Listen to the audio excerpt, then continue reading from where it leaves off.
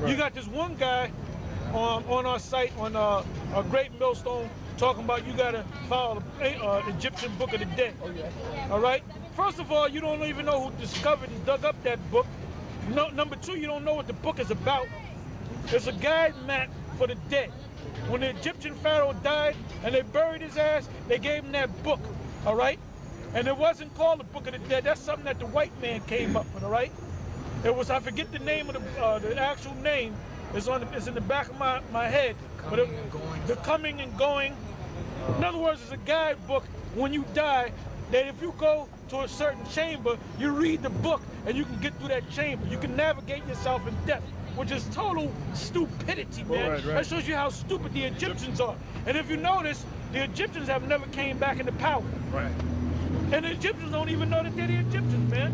You got a bunch of Arabs over there saying that they're Egyptians. When you go to Egypt, you got Arabs taking you on a tour, telling you about the glory of Egypt, when the real Egyptians are not even in the land of Egypt. Right. They're south of Egypt. They're the Watusi, the Zulus, the Sudanese.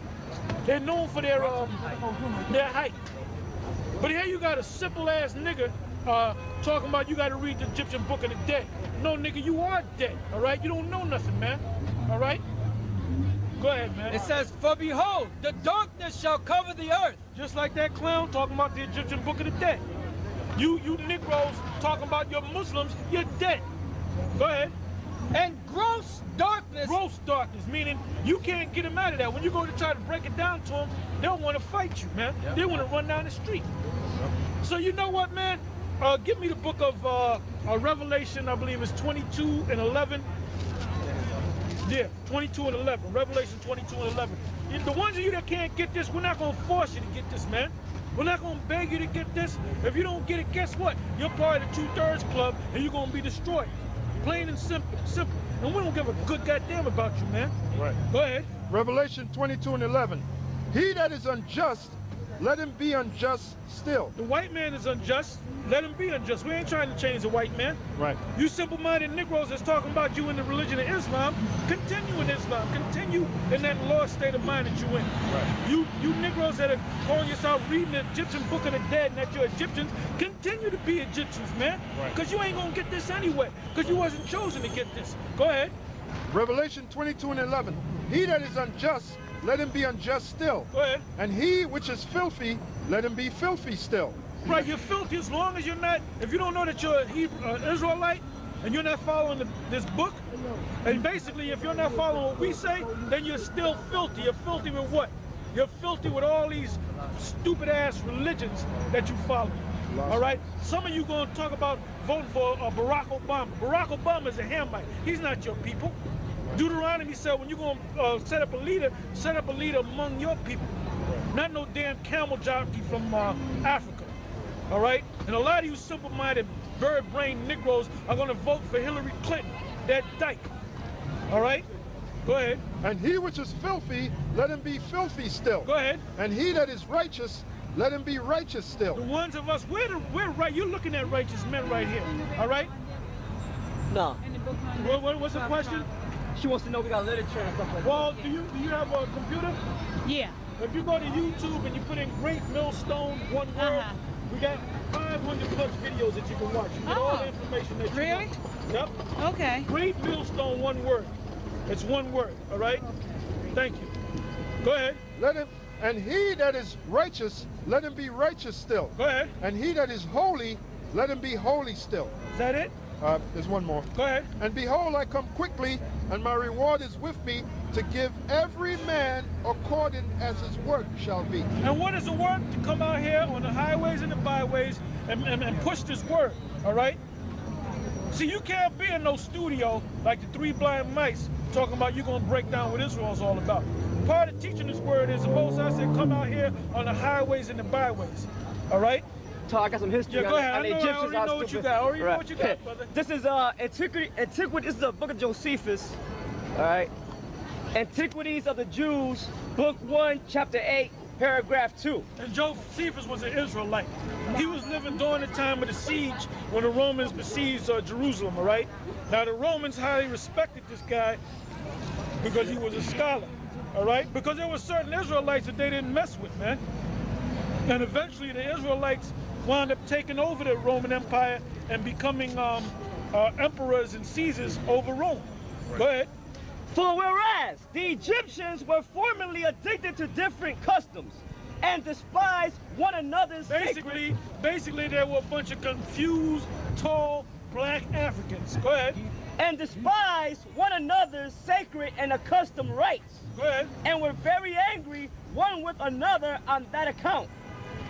Abraham conferred with each of them, and confuting the reasonings, they made use of every one for their own practices, demonstrated that such reasonings were vain and void of truth.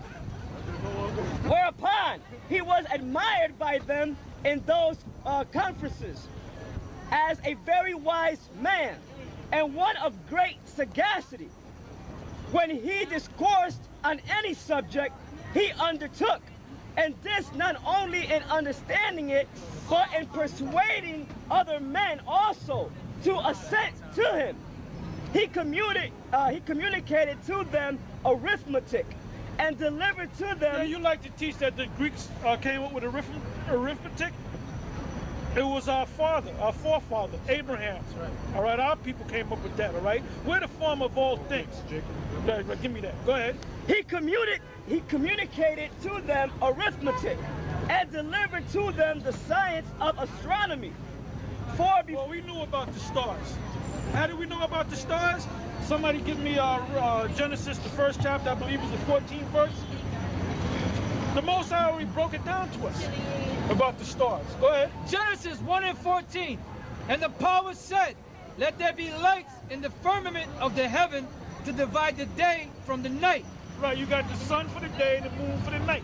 Two separate lights. Go ahead. And let them be for signs and for seasons and for days and years. Let them be for signs and for seasons and for days and years. Signs meaning when you see certain star constellations, or a couple of years ago, you had Halley. They made a big deal about Halley's Comet. Halley's Comet. They called it back in the ancient world Cold-Tep.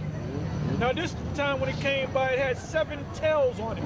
And that was very strange because that was the first time, because I believe every 75 years that comet comes by. So when it came by this time, it had 7 tails on it. Now the number 7 means completion. So the Most High was giving the white man a message that this is it, man.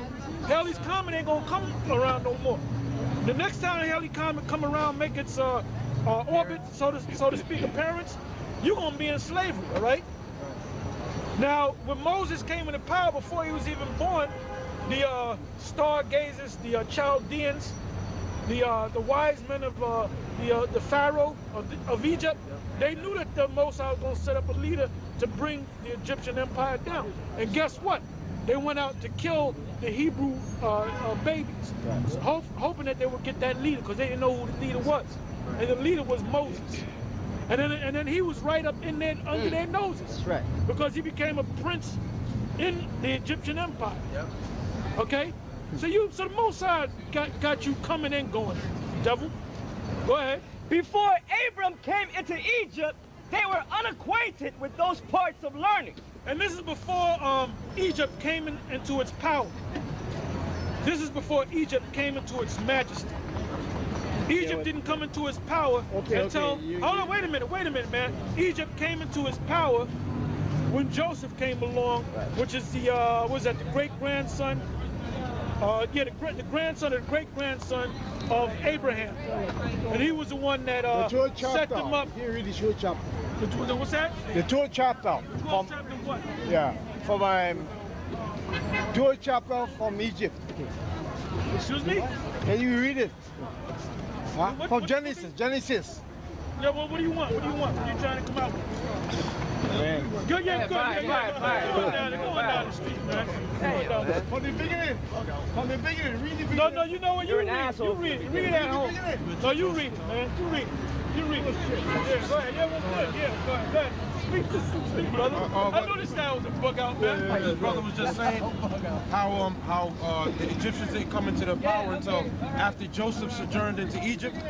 Well, this is an icon of Joseph actually sitting in the power seat in Egypt, and Joseph had brought his